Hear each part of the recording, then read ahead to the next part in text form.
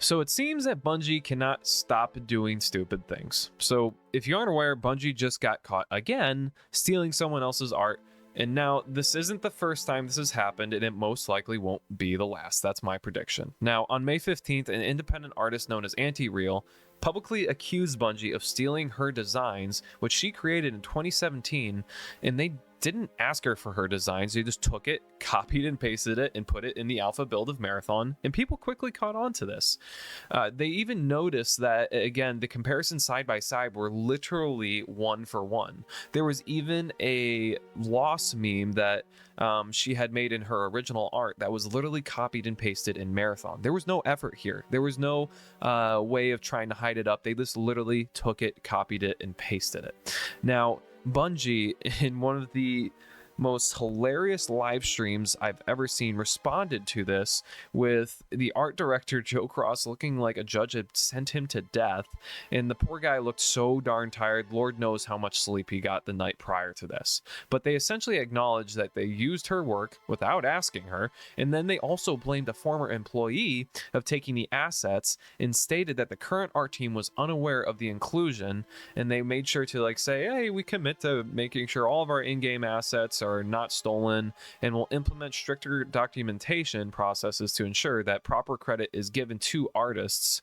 Now, there's a slight problem with that statement already, and it's the fact that they're looking to give proper credit to other artists, showing that maybe there is more art that they stole. Maybe it was unintentional, maybe they didn't mean to do it, but at the end of the day, Bungie has a history of stealing. This is not the first time it's happened, and I'll get into that in a little bit. So I wonder how much credit they would really give unless it's actually caught in the act, right? Now, the gaming community was responding to this hilariously. The comment section in the live stream video was hilarious.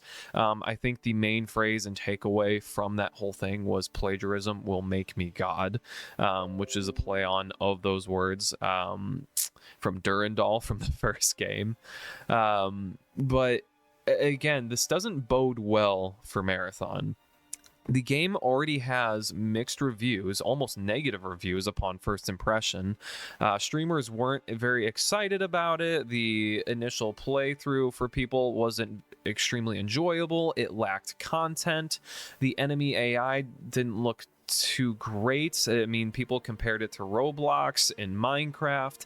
I personally actually liked the art style. I'm a big science fiction fan. Halo is my favorite game of all time. I've read a lot of the books. I've played all the games. I enjoy Halo. So I was excited for this because I'm also a big extraction shooter fan. I've played Tarkov for quite a few years now. I've played a little bit of Arena Breakout. And so I was excited for a sci-fi extraction shooter. But right now, as September 24th approaches, they now have to go through and try and look through all of the art within the game and make sure none of it is stolen and plagiarized, on top of trying to get the game up to snuff. Arc Raiders just showed its alpha/beta, and it looked fantastic. They have to compete with that, and Arc Raiders is most likely going to release within a similar time period. At this point, again, Marathon looks dead in the water at release. And if that's the case, Bungie will be in trouble. They need a win. They have not profited well. This game is being compared to Concord, for goodness sake, and it might as well be Concord 2. Now, again, I wanted to re-emphasize that this is not the first time this has happened with Bungie. They have done this multiple times. In 2021, fan art was used in Destiny 2's trailer without permission, and then Bungie, once caught, later credited the artist. In 2023, they stole an independent artist's work for a Destiny 2 cutscene, and again, big surprise, they got caught, and then they gave credit and compensated the artist. And then in 2024, there was a Nerf gun design which Bungie took and then put it into the game, and then only after they got caught did they credit the artist. And right now, they're going through a lawsuit about a campaign possibly being stolen. Now, how true that is, I'm not sure. But again, there's themes of stealing and again, taking and then asking for forgiveness later. They're not asking for permission. They're not crediting the artist. They're trying to get away with things. That's about all I know in regards to this situation. If you want a much more detailed explanation, you can go to Hidden Xperia and his channel, and he does a great job explaining this. I will link that video down below in the description. For me, I was really excited for Marathon. I love science fiction. I love Halo. It's my favorite game of all time. I enjoy the gunplay of Halo and the fact that I saw flashes of that with the sniper, and even they had a pistol that was akin to the Halo Combat Evolved 1 Giga Cannon pistol. I was excited for these things. I even enjoyed the art style, and I know I'm in the minority with that opinion. Now, this whole situation is unfortunate. It really throws doubt in whether Marathon will actually succeed at the end of the day. Bungie needs a win from this. I don't see a win happening. I don't see them selling this game a lot, and I have a feeling even because of this happening, microtransactions within the game are going to increase in price because they know a situation, an event like this is going to cause less people to buy the game because this is a negative experience with the company of Bungie. People don't trust Bungie. You guys keep stealing. You guys keep making false promises.